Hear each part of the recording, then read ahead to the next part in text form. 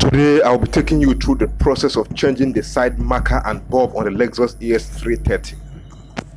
This process will also be the same for the Lexus ES300 that preceded the 330. If you've got the 300 and have been wondering how to change its side marker up or swap off a dead bulb, you are in luck. Sit tight.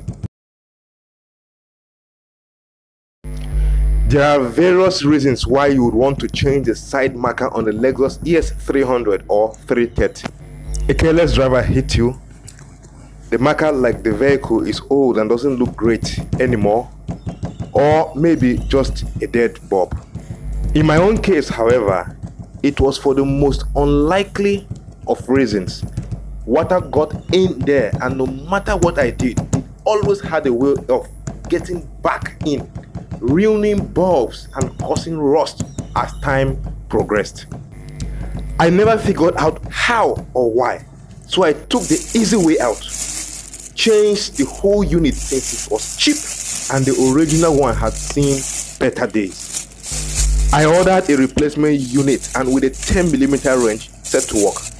By the way, this is the only tool you will need to change the side marker on this vehicle. If you need to change the bulb or your replacement unit did not come with one, you would need that too. Slide under the vehicle on the side where the marker that needs to be changed is located.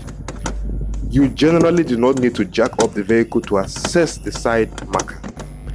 If your vehicle still has the engine splash guard, remove that first and you will see the side marker from the interior held by a 10mm knot threaded into a bolt. Turn this anti-clockwise and it will give way, releasing the side marker.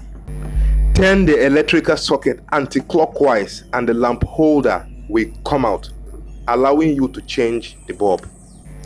In my own case, I had unexplained water ingress, so I was changing the entire unit. You do not need to divorce the female and male connectors. You only need to transplant the old one to the case of the unit you bought.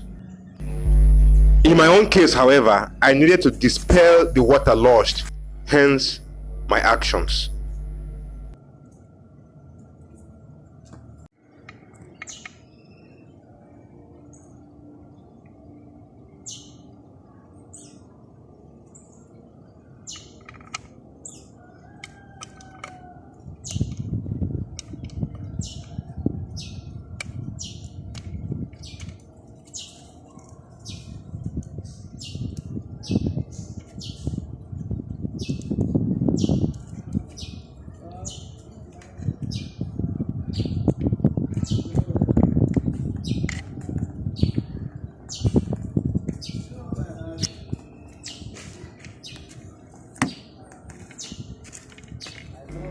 Once you are done playing with the fittings and getting everything nice and snug, remember that refitting it back is simply the reverse of the taking out process.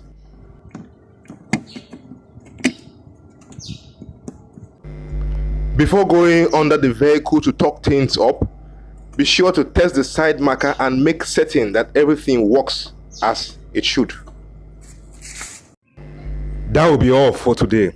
If this video helped you, consider liking it, subscribing to the channel and enabling notifications so you don't miss my next video. Good luck with your project. If you have any question, fire in the comments. Catch you on the next one.